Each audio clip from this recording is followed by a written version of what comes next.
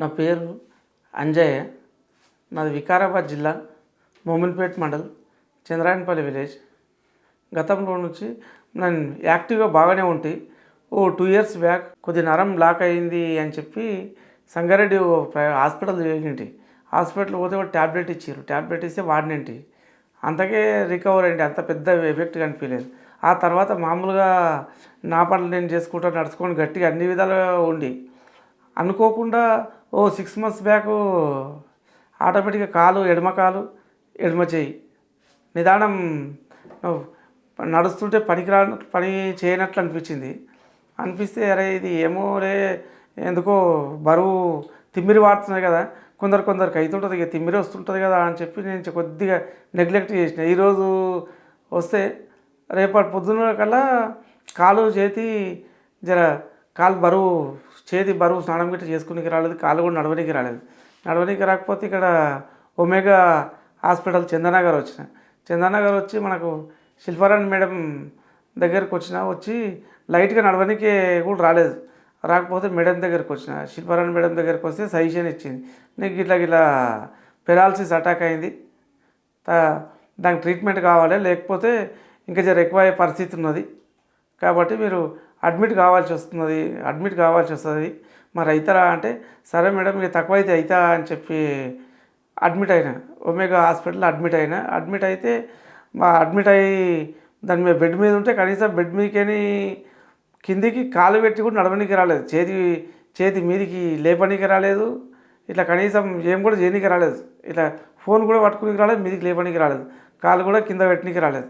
కింద పెట్టి నడతాము అంటే కూడా నడవనికి పరిస్థితి లేదు, ఎవరు పట్టుకుంటే కూడా నడవనికి రాకుండా పూర్తిగా బెడ్కే కంప్లీట్ అయినాం. ఇదే హాస్పిటల్ అడ్మిట్ అయిన తర్వాత ఒక వారం రోజుల్లో శిల్పారాణి మేడం ఇక నీకు కొద్దిగా ఇక్కడ నరం బ్లాక్ అయితే సర్జరీ చేయాల్సి వస్తుంది, సర్జరీ చేసినట్లుంటే ఆటోమేటిక్గా రికవర్ అవుతావు అంటే సరే మేడం అని చెప్పి నేను మేడం మీ నమ్మకంతో సరే అంటే ఇక్కడ సర్జరీ చేసి ఆ తర్వాత ఆటోమేటిక్గా కొద్దిగా ఇంప్రూవ్ అయినాక దీంతో పాటు ఫిజియోథెరపీ చేసుకోవాలన్నారు. ఫిజియోథెరపీ అంటే కూడా మేడం ఇక్కడ అడ్మిట్ అయితే అక్కడనే వస్తే ఫిజియోథెరపీ కూడా చేశారు. ఫిజియోథెరపీ చేస్తే ఆటోమేటిక్గా బెడ్ మీదకి ఇక బెడ్ మీదనే పూర్తిగా బెడ్ మీదనే ఉంటాయి. బెడ్ మీదకి వీల్ చైర్ తోటి తీసుకొచ్చారు.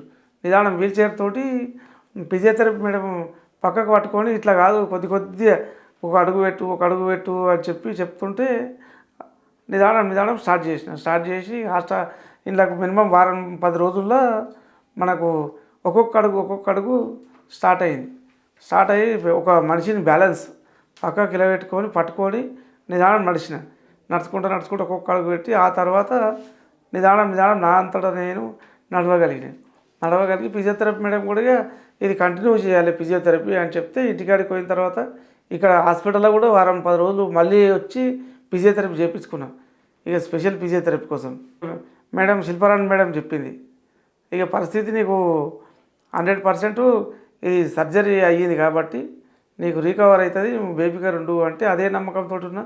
మంచిగా హాస్పిటల్కి ఇక నడవకుండా అయినట్టు కానీ నడుచుకుంటూ పోయినా ఇంటికాడ కూడా ఇప్పుడు నా పని నేను చేసుకుంటున్నా.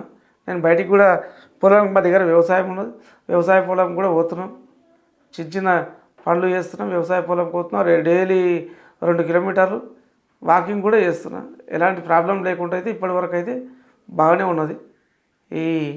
నాకు ఇంత మంచిగా చేసిన దానికి ఇద్దరు మేడం వాళ్ళకు, హాస్పిటల్ యాజమాన్యానికి, నా ఒమేగా హాస్పిటల్ యాజమాన్యానికి నా స్పెషల్ థ్యాంక్స్ చెప్తున్నాను.